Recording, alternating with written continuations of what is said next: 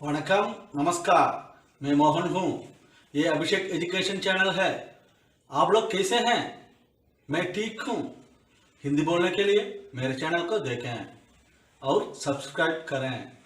இதுபோல் சிறு சிறு வாக்கியங்களை பற்றி பேசுறதுக்கு நீங்களும் முயற்சி பண்ணுங்க.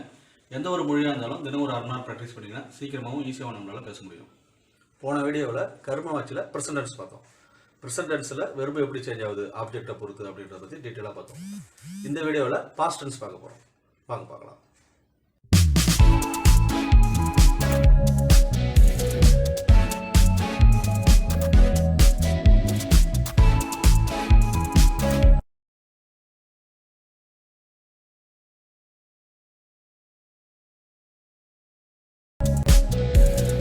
இன்னைக்கு நம்ம பார்க்க போகிற டாபிக் கர்ம வாட்சியில் பாஸ்ட் டென்ஸ்.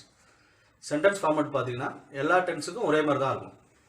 ஆப்ஜெக்ட், சப்ஜெக்ட், துவாரா, வெர்பு 3, ஹெல்பிங் வெர்பு. இந்த வெர்பு 3யும் ஹெல்பிங் வெர்பு தான் ஒவ்வொரு டென்ஸுக்கு எதுவுமே சேஞ்ச் ஆகும். இந்த வெர்பு 3 கூட எல்லா டென்ஸ்லையும் ஒரே மாதிரி தான் சேஞ்ச் ஆகும். ஹெல்பிங் வெர்பு தான் ஒவ்வொரு டென்ஸுக்கு தகுந்த மாதிரி வேறு மாதிரி வரும். பாஸ்ட் டென்ஸில் வெர்பு எப்படி சேஞ்ச் ஆகுதுன்னு பார்க்கலாம். ஆப்ஜெக்ட் ஆண் பாலில் ஒருமையாக இருந்ததுன்னா வெர்பு 3 ஆ சவுண்டில் முடியும். ஹெல்பிங் வெர்பு வந்து கயா. ஆப்ஜெக்ட் ஆண் பாலில் பன்மையாக இருந்ததுன்னா வெர்பு 3 ஏ சவுண்டில் முடியும். ஹெல்பிங் வெர்பு கயே.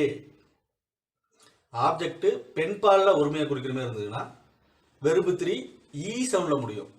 ஹெல்பிங் வெர்பு கை. ஆப்ஜெக்ட் பெண் பாலில் பன்மையாக இருந்ததுன்னா வெர்பு 3 ஈ சவுண்டில் வரும். ஹெல்பிங் வெர்பு கை அப்படின்னு ஆட் பண்ணணும். இப்போ எக்ஸாம்பிள்ஸ் பார்க்கலாம். ஆப்ஜெக்ட் தகுந்த மாதிரி தான் வெர்பு சேஞ்ச் ஆகும். ஆப்ஜெக்ட் என்ன ஜெண்டரோ அதுக்கு தகுந்த மாதிரி தான் வெர்பு சேஞ்ச் ஆகும். சப்ஜெக்ட் எதுவாக இருந்தாலும் பரவாயில்ல, ஆப்ஜெக்ட் தான் நம்ம முக்கியமாக பார்க்கணும். கடிதம் என்னால் எழுதப்பட்டது. பத்ர மேரே துவாரா லிखा गया. பத்ர மேரே துவாரா லிखा गया. ஆண் பாலில் ஒருமையை குறிக்கிறதால லிखा गया அப்படின்னு போட்டிருக்கோம். கடிதம் எங்களால் எழுதப்பட்டது. पत्र हमारे द्वारा लिखा गया. पत्र हमारे द्वारा लिखा गया. कடிதம் உன்னால் எழுதப்பட்டது. पत्र तेरे द्वारा लिखा गया. पत्र तेरे द्वारा लिखा गया. कடிதம் உங்களால் எழுதப்பட்டது. पत्र तुम्हारे द्वारा लिखा गया. पत्र तुम्हारे द्वारा लिखा गया. कடிதம் தங்களால் எழுதப்பட்டது. पत्र आपके द्वारा लिखा गया. पत्र आपके द्वारा लिखा गया. கடிதம் இவனால் இவளால் ரெண்டுத்துக்குமே ஒன்று தான். கடிதம் இவனால் எழுதப்பட்டது. पत्र इसके द्वारा लिखा गया. पत्र इसके द्वारा लिखा गया. அவனால் அவளால் இது ரெண்டுக்குமே உஸ்கே द्वारा தான் வரும். கடிதம் அவனால் எழுதப்பட்டது. पत्र उसके द्वारा लिखा गया. पत्र उसके द्वारा लिखा गया. கடிதம் இவர்களால் எழுதப்பட்டது. पत्र इनके द्वारा लिखा गया. पत्र इनके द्वारा लिखा गया. கடிதம் அவர்களால் எழுதப்பட்டது. पत्र उनके द्वारा लिखा गया. पत्र उनके द्वारा लिखा गया. இப்போ பார்த்தீங்கன்னா சப்ஜெக்ட் வேற வேற வந்தாலும் ஆப்ஜெக்ட் வந்து ஒருமையை குறிக்கிறதால நம்ம எல்லாத்துலையுமே லிखा गया அப்படின்றதான் பயன்படுத்தியிருக்கோம். அடுத்தது ஆண் பாலில் பன்மையை குறிக்கிற ஒரு ஆப்ஜெக்ட் எடுத்துக்கலாம். கடிதங்கள் என்னால் எழுதப்பட்டது. பத்ரோं मेरे द्वारा लिखे गए. பத்ரோं मेरे द्वारा लिखे गए. இதில் கடிதங்கள்ன்றது ஆண் பாலில் பன்மையை குறிக்கிறதால लिखे गए அப்படின்றத நம்ம போட்டிருக்கோம். இதுபோல் ஒவ்வொரு சப்ஜெக்ட்டுக்கும் நீங்களே போட்டு ப்ராக்டிஸ் பண்ணி பார்த்துக்குங்க. அடுத்தது பெண்பாலை குறிக்கிற ஒரு ஆப்ஜெக்ட் எடுத்துக்கலாம். புத்தகம் என்னால் படிக்கப்பட்டது. किताब मेरे द्वारा पढ़ी गई. किताब मेरे द्वारा पढ़ी गई. இதில் பெண்பாலை குறிப்பிட்ட ஆப்ஜெக்ட்ன்றதால கை அப்படின்ற ஹெல்பிங் வெர்பை ஆட் பண்ணியிருக்கோம். இதேமாரி ஒவ்வொரு சப்ஜெக்டும் நீங்கள் சேஞ்ச் பண்ணி பார்த்துக்குங்க. சப்ஜெக்ட் தான் மாறுமே தவிர வெர்பு வந்து மாறவே மாறாது. கை கை அப்படின்ற ஹெல்பிங் வெர்பு தான் நம்ம ஆட் பண்ணணும். அடுத்தது பெண்பாலில் பன்மையை குறிக்கிற மாதிரி புத்தகங்கள் என்னால் படிக்கப்பட்டது. கிதாபே மேரே துவாரா படி கை. கிதாபே மேரே துவாரா படி கை.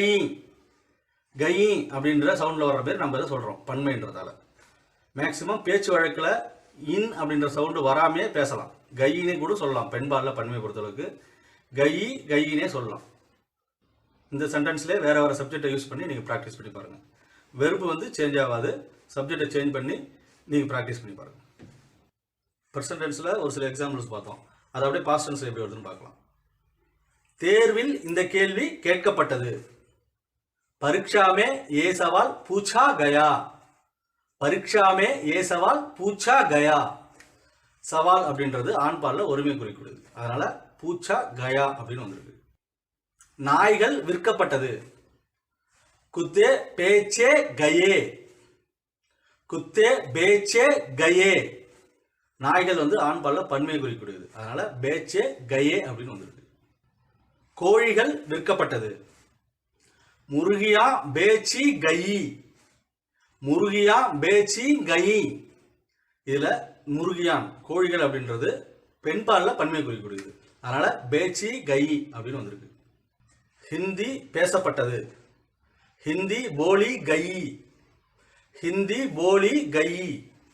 ஹிந்தின்றது பெண்பாலில் ஒருமை குறிக்கிறது, அதனால போலி கயி அப்படின்னு வந்திருக்கு.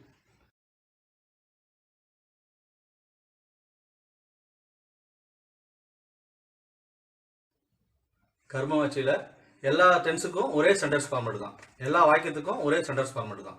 அதனால் டைரெக்டாக நம்ம சென்டென்ஸ் எக்ஸாம்பிள் மட்டும் பார்க்கலாம். Negative sentence. கடிதம் நேற்று என்னால் எழுதப்படவில்லை. பத்திர கல் மேரே துவாரா லிखा नहीं गया. பத்திர கல் மேரே துவாரா லிखा नहीं गया. நகின்ற வார்த்தையை இதில் சேர்த்துருக்கும்.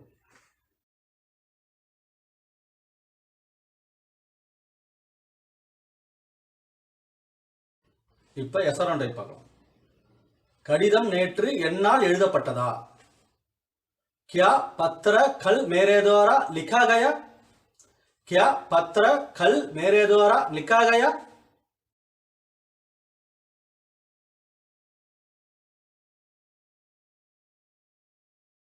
அடுத்தது எஸ்ஆர் டைப்ல நெகட்டிவ் சென்டென்ஸ் பார்க்கலாம். கடிதம் நேற்று என்னால் எழுதப்படவில்லையா. क्या पत्र कल मेरे द्वारा लिखा नहीं गया. क्या पत्र कल मेरे द्वारा लिखा नहीं गया.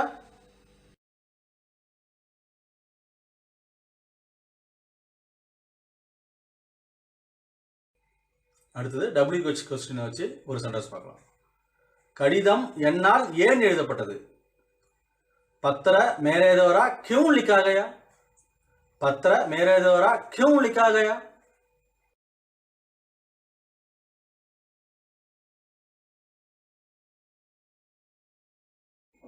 அடுத்தது WH क्वेश्चनல நெகட்டிவ் சென்டென்ஸ் பார்க்கலாம்.